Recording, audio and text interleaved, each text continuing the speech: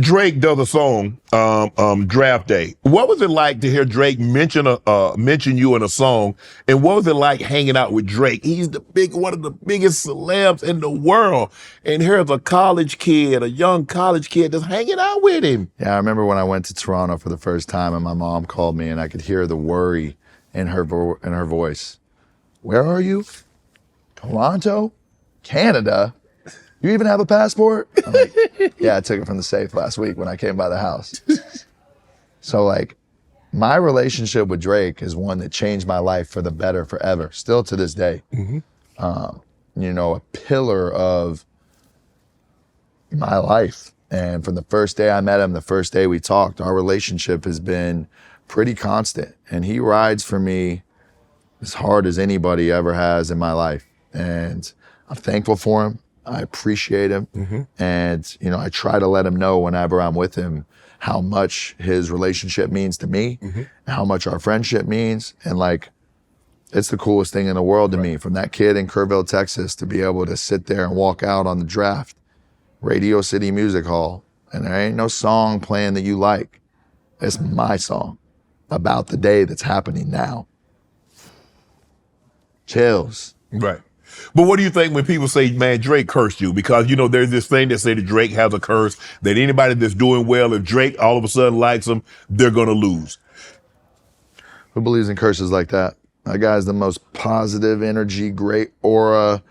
Maybe he picks wrong sometimes in the teams or whatever it is, or his bets, but that's his life, right? There is no curse. Right. That's to each his own. You know, if I handle my business in the proper way, I make him proud. Right? Our relationship changes. There's a lot of people that I let down, and I truly feel like him and LeBron at a point in time were people that I really, really let down. You mentioned that that LeBron and Mav, you signed with LeBron and Mav, and there are people saying Johnny Manziel will be bigger than LeBron James in Cleveland. I think that person is Skip Bayless.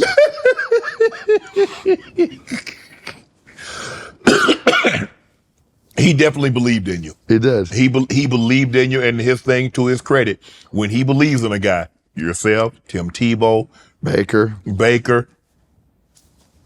Yeah. Skip. I love you, bro. I hope you know that it was always love. And I honestly feel like I let him down, right? Right. I remember watching First Take religiously and being able to see him come on there and ride for me when everything was going on. I remember seeing the passion in his voice and the way he was animated when he would talk about me. So when I signed, I go to Cleveland, and this, you know, Johnny Manziel will be bigger than LeBron. Like, okay, you got your clickbait, you got your headlines for that week type of thing, and it was never, ever going to be a reality. But because of me signing with LeBron and Mav, I had the opportunity to even be great in my own right. They gave me the best fighting chance and built a team around me. And the thing that I realize now is the reason why they're probably still pissed at me to this day. They don't lose. They don't bet on anything that's not a sure thing. And what I did and the way I carried myself and the way that I was in my time during Cleveland was pure and blatant disrespect to them for giving me everything that I could have ever needed to be successful. So something that still to this day, I think now that we're talking about it, I haven't completely, truly got over yet, you know, how I let them down. And I remember, this is how bad off I was whenever I was in Cleveland.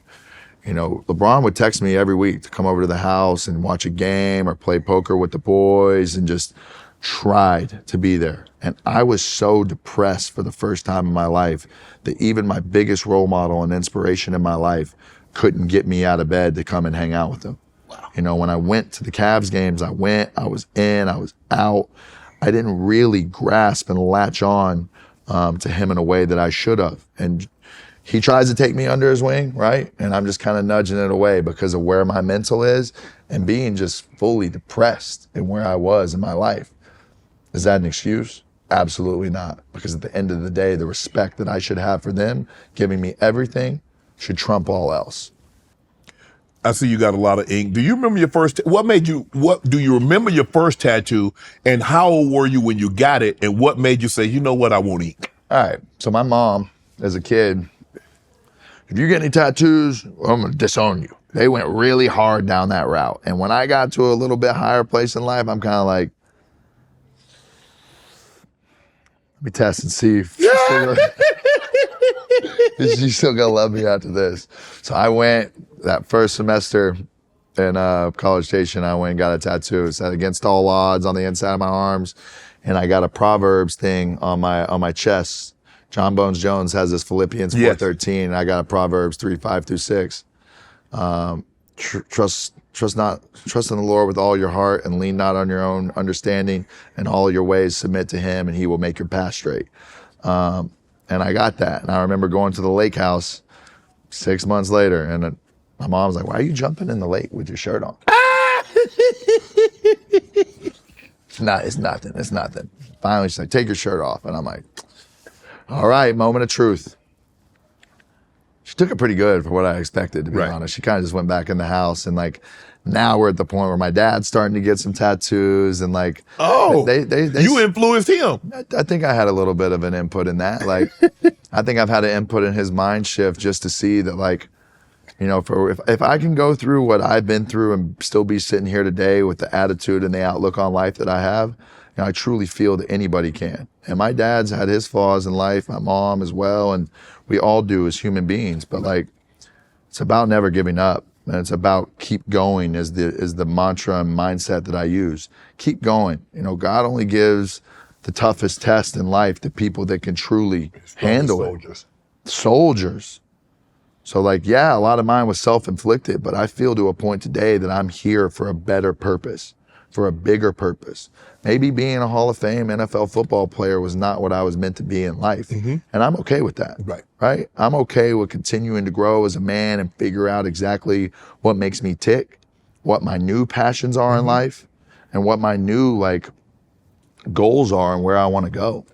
And the shame that I have for letting guys down like Cedric Aboye and like Jake Matthews and Mike Evans is the same shame that I carry with me to this day about letting down Joe Thomas as a guy who's in the end of his Hall of Fame career and is looking for somebody to come in and lead this team, and then you get me.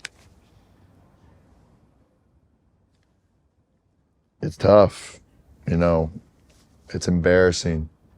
It's embarrassing to have been the guy that have let down some overall really great athletes of my time and of my generation. Something I carry hopefully with my head high right now, but at the same time, internally, I know it eats me alive because they did more for me than I gave in return to them. And what a shallow, kind of selfish way of life that I was living at that point in time. And I have a lot of regret. Like, I regret wasting a couple of Joe Thomas's last years in Cleveland. I regret disrespecting LeBron and not making taking advantage of that situation. That's making sure what it meant to me. Showing him that I give a fuck enough to just do what's right, to listen to Mav and listen to the team they built around me. You know, it fucks me up that I messed up our second year at Texas A&M and we went 7-4 or whatever, because that was our chance to win a national title. You had a monster game against Duke. Had a cool game against Duke. One that was like a legendary kind of tale on it, but like I almost wish to this day that we lost that game because I would have came back. Right. So us having that legendary run against a bowl game that's kind of like, kind of wish we would have lost, because then I would have came back with a vengeance. And I probably wouldn't have got drafted because I would have gotten in trouble. Right. But it doesn't sit right with me, certain things. And those are three things. How I wasted my 2013 season, how I treated the legends in that building in Cleveland, and how I treated LeBron and Mav. And, you know, from there, I can even take it a step further and say in 2016, I don't think I treated Drake the way that I should have, with representing the clothes that I was wearing and his OVO brand and his label and everything. You know, at that point in time, I was so selfish that I was dragging everybody that was tied to me through the mud. Now, it's regret. I'm not harboring on this in any kind of way. I'm just calling it exactly what it is in the way that I feel about it. And, you know, I owe those people an apology. And hopefully one day down the line, I'll be able to have the opportunity as a man to be able to look them in the eye and be able to do that. As we sit here today, how is Johnny Manziel doing? probably the happiest I've ever been in my life. And I think I went through a period of time after the documentary came out where I maybe acted a little bit like I did in the past. And it's easy to let ego and fame and stuff kind of creep back in. And what I've done now since really, December-ish, it's new, 3 months, but I've insulated myself in a way with a team that I can trust, people that I love that are doing nothing but looking out for my best wishes, best regards. They know me. They're not letting me cheat. They're holding me accountable. And it's not going to happen overnight. It is going to be a slow, gradual process to get to who I want to be as a man. But in my opinion, sitting here today with you, enjoying the hell out of this conversation, So have I. I feel like I'm on the right path to where I need to go. And as Johnny Manziel, not as Johnny Football. You were once married, and this is the last one. You were once married. Could you see yourself being married again, or is there someone in Johnny Manziel's life that's keeping Johnny grounded? Nope. It is my friends right now, my family. It is my 2 nieces with a 3rd one on the way that I talk to every single day on FaceTime that are really my reason why I'm still here. Right. And a huge reason of my success is based off my sister and my mother and my father and my true core friends and my team I have around me. So love will come when it comes, but for right now, I'm focused on getting a bag, taking care of my money, getting back to where I need to be, Right. being the best brother, being the best uncle, and being there for my family and my university in a way I need to be to make people proud that I want to make proud. I don't want to continuously keep letting people down when I feel like I'm destined for bigger, greater things than that in life. I am so proud that you're sitting here today and you found your reason to live. Want to join Club Shay Shay? Become an official member by hitting that subscribe button, where you never know who's going to be joining us for drinks and conversation.